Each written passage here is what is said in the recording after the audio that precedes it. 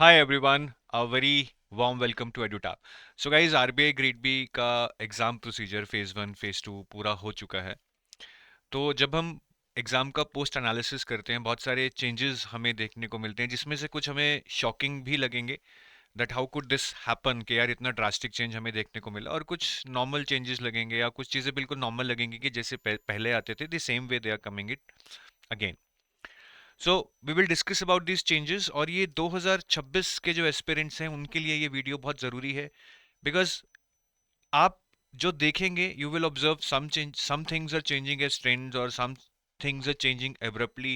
You need to know about both of them कि कोई भी सेट पैटर्न नहीं होता है एग्जाम का, and you need to prepare everything. That is the biggest lesson you take from RBI grade B exam every year, और जो मैं प्रूव करूंगा इस वीडियो में। ठीक है। So what will be covered in this video, हम सबसे पहले ये डिस्कस करेंगे कि फेज 1 कट ऑफ्स में क्या मेजर चेंज हुआ 2025 एग्जाम में। फिर फेज 1 जीए सेक्शन में काफी चेंजेस देखने को मिले, जीए सेक्शन काफी टफ रहा।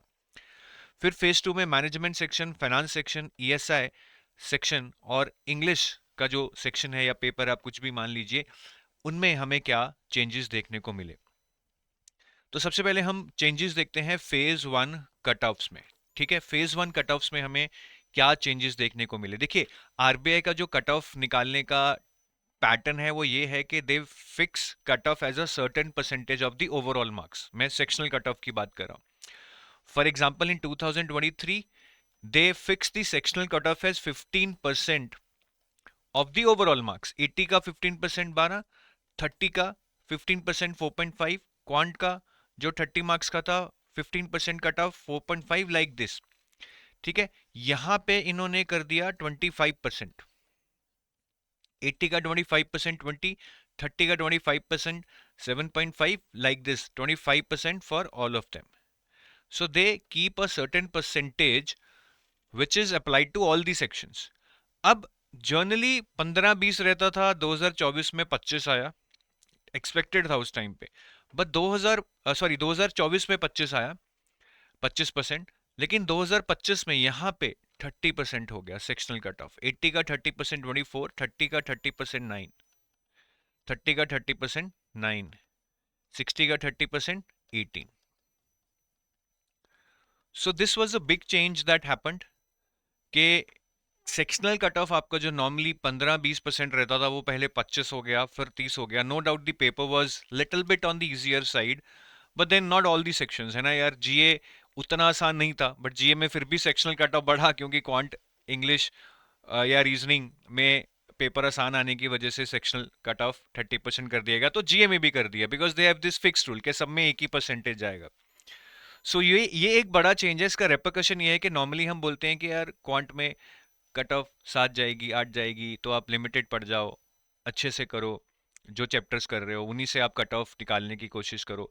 But now the cut off has bloody touch 9, right now this is not an easy number to get in those 25 minutes.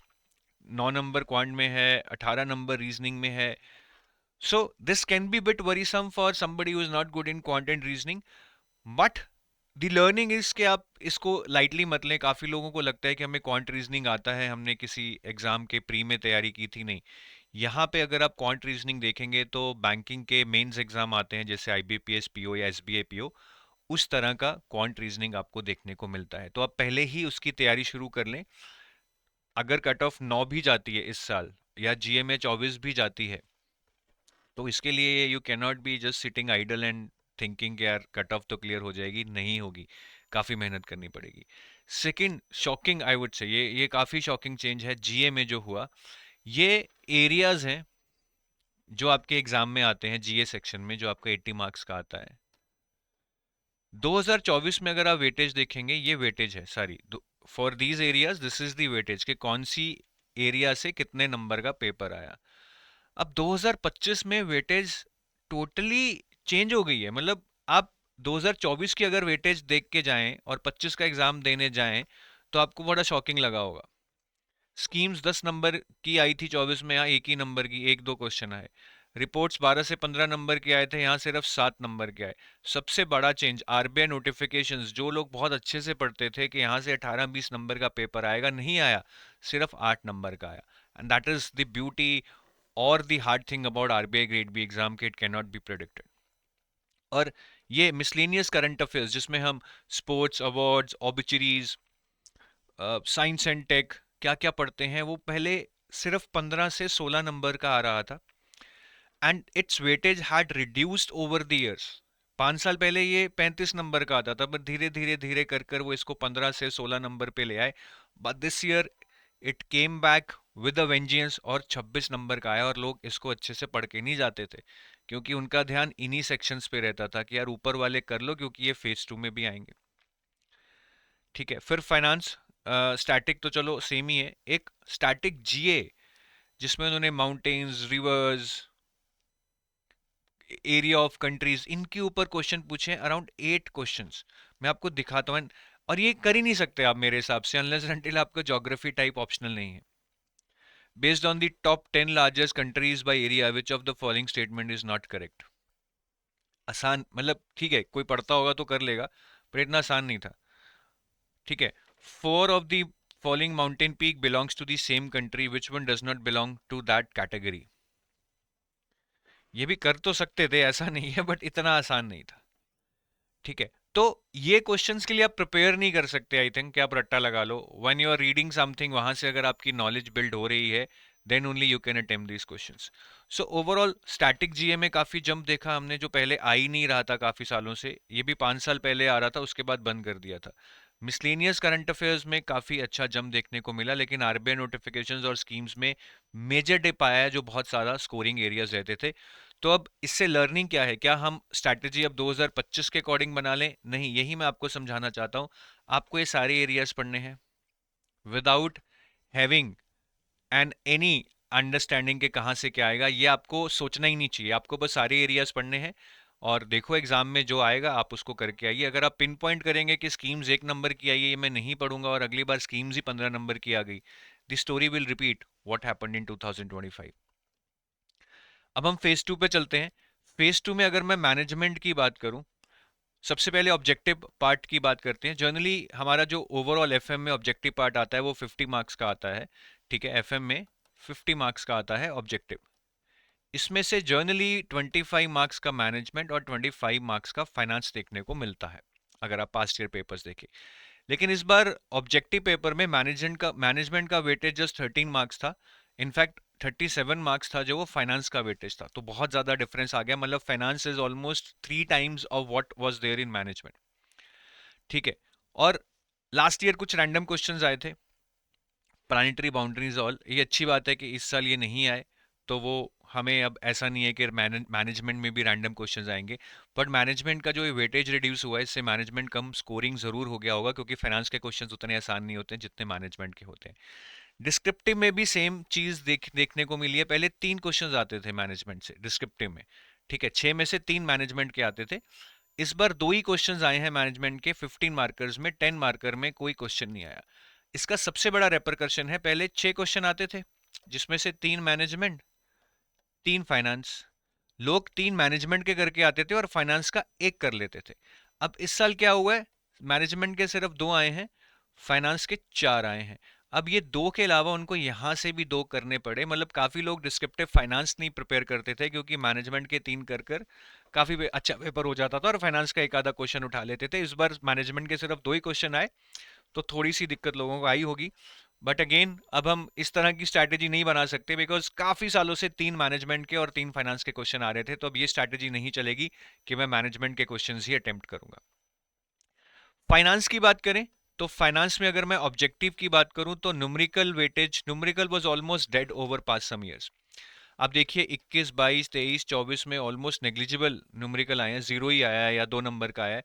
2025 में 6 नंबर के आए हैं, and the point is the quality is good. आसान नहीं थे वो, मतलब it required a lot of application, और ये रेशियोज से आए थे। तो मैं तो शुरू से ही बोलता हूँ कि रेशियोज चैप्टर इंपॉर्टेंट है, लेकिन काफी सालों से कंटेंट नहीं आ रहा था तो लोग उसको छोड़ रहे थे। फिर ऑब्जेक्टिव पेपर में जैसा मैंने बताया, फाइनेंस का वेटेज 37 मार्क्स हो गया, एक्सपेक्टेड 25 होता है, rest 25 is expected from management, but ये 37 हो गया। ठीक है, और सबसे सबसे जो मुझे शॉकिंग बात लगी कि जो फाइनेंस आता था ना हमारा, जैसे 25 नंबर का आता था पहले, इस बार तो चलो 37 का आ गया। इस 25 में से 12 नंबर के करंट अफेयर्स आते थे और 12 नंबर का स्टैटिक आ जाता था।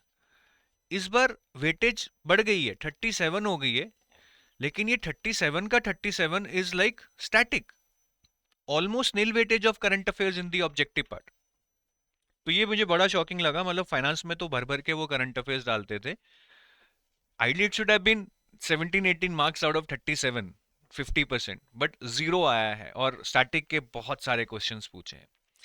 डिस्क्रिप्टिव फाइनेंस में कुछ ऐसा चेंज नहीं है, it was relatively easier this time I would say as compare to last time. बाकी आसान नहीं था, बट लास्ट ईयर के मुताबिक लास्ट ईयर काफी क्वेश्चंस आए थे 81 बॉन्ड्स पे, ग्रोथ वर्सेस इन्वेस्टिंग पे, वो थोड़े मुश्किल थे, बट इस साल क्वेश्चन किए जा सकते थे।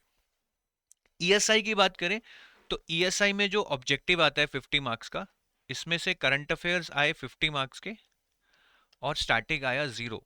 कोई भी थ्योरेटिकल स्टैटिक क्वेश्चन नहीं आया, ये एक्सपेक्टेड रहता है, इसमें से नहीं आता है, इस साल भी नहीं आया। और करंट अफेयर्स 50 मार्क्स के आए, बट करंट अफेयर्स में भी काफ़ी शॉकिंग रहा। गवर्नमेंट स्कीम्स 21 मार्क्स की आई, ये लास्ट ईयर सिर्फ 8 मार्क्स की आई थी शायद, ठीक है, ये 13 मार्क्स की आई, I think this is same. Reports 6 marks की आई, last year it was around 30 to 35 marks. और सबसे बड़ी गुगली ये हुई कि ईएसआई के पेपर में फाइनेंस रिलेटेड करंट अफेयर्स पूछ लिए सेबी की रेगुलेशन से 9 से 10 मार्क के।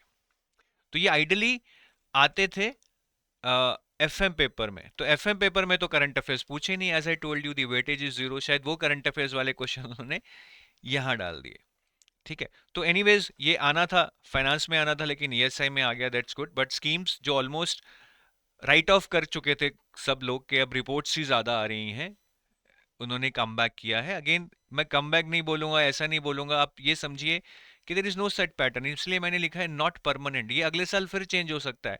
आपका लर्निंग यही है कि आप स्कीम्स भी पढ़ेंगे, रिपोर्ट्स भी पढ़ेंगे, फाइनेंस करंट अफेयर्स भी पढ़ेंगे, ईएसआई करंट अफेयर्स भी पढ़ेंगे। अब जो एग्जाम में आएगा वहां पे आप मार्क्स स्कोर करेंगे, आप अपना एरियाज पिन पॉइंट नहीं कर सकते कि मैं ये पढ़ूंगा ये नहीं पढ़ूंगा। और ईएसआई डिस्क्रिप्टिव की बात करें तो रिपोर्ट से जनरली क्वेश्चंस आते हैं, इस साल भी आए, एक वर्ल्ड बैंक की रिपोर्ट पे आए, एक जेंडर स्नैपशॉट रिपोर्ट पे आए, सस्टेनेबल डेवलपमेंट रिपोर्ट पे आए। Last year I remember youth employment, India employment report से आया था यूथ एम्प्लॉयमेंट पे। तो रिपोर्ट से रेगुलर हर साल क्वेश्चन आ रहे हैं, सो इसमें कुछ चेंज नहीं है। लर्निंग यही है कि रिपोर्ट्स में से डिस्क्रिप्टिव भी आप करके जाओ, ठीक है। बाकी काफ़ी क्वेश्चंस में मिक्स ऑफ करंट और स्टैटिक था, जैसे कि RBI's recent monetary policy assessment highlights sustained consumer demand and a resilient economy during April-October 2025। ठीक है, तो ये आरबीआई की जो मॉनेटरी पॉलिसी है अप्रैल अक्टूबर की, उसके ऊपर क्वेश्चन है। But the second part discuss the key monetary measures announced and examine their implications on economic growth, resilience and consumer credit। तो जो ये सेकंड पार्ट है, examine their implications on economic growth, resilience and consumer credit, this is bit of static, if you know what changes are done you can relate it to the static part। तो इस तरह के बहुत सारे questions हैं जिसमें current affairs plus static का एक तरह का मिक्सचर उन्होंने बना के पूछा है, which is good I think. ठीक है, अगर किसी को ज्यादा करंट नहीं आता तो एटलीस्ट कुछ पार्ट तो वो उसका कर पाएगा। इंग्लिश में कुछ भी शॉकिंग नहीं है, ठीक है, वही नॉर्मल एसेज आए हैं। एक रिड्यूसिंग दी ओमिशंस पे आया है, जो कि एनवायरनमेंट से रिलेटेड है, तो हम बोलते ही हैं कि एनवायरनमेंट से रिलेटेड टॉपिक आएगा। फिर paper billboards to digital billboards, तो कहीं ना कहीं ये टेक्नोलॉजी, इंटरनेट, सोशल मीडिया, इनसे रिलेटेड आप बोल सकते हैं, ठीक है। फिर एक आया था how can youngsters help older people in keeping up with the times in the education sector. So I think this is more और less related to social issues in our country, के जो थोड़े ओल्ड एज लोग हैं वो शायद उतनी learning नहीं कर पाते क्योंकि इतने साधन नहीं है उनके पास। तो इस तरह के कुछ टॉपिक्स आए थे, I think people would have attempted at least one of them easily, इतना कुछ मुश्किल पेपर नहीं था। So this is about the changes, either shocking, non-shocking, and the learnings that we need to take for 2025। The major learning which I want to tell you is कि paper को आप predict नहीं कर सकते कि last year ऐसा आया था या लास्ट 2 साल में ऐसा आया था तो अब ऐसा आएगा। पेपर अपनी धुन में चलेगा, एरियाज डिफाइंड है, बट उन एरियाज में से किसका क्या वेटेज होगा that can not be defined. और अगर आप 2026 की तैयारी कर रहे हैं, ठीक है, अगर आप 2026 की तैयारी कर रहे हैं, so we have courses for you हमारा एक गोल्ड कोर्स है which is complete course for phase 1 and 2 and interview. इसमें आपको सारा कुछ मिलेगा जो भी आपको प्रिपरेशन के लिए चाहिए।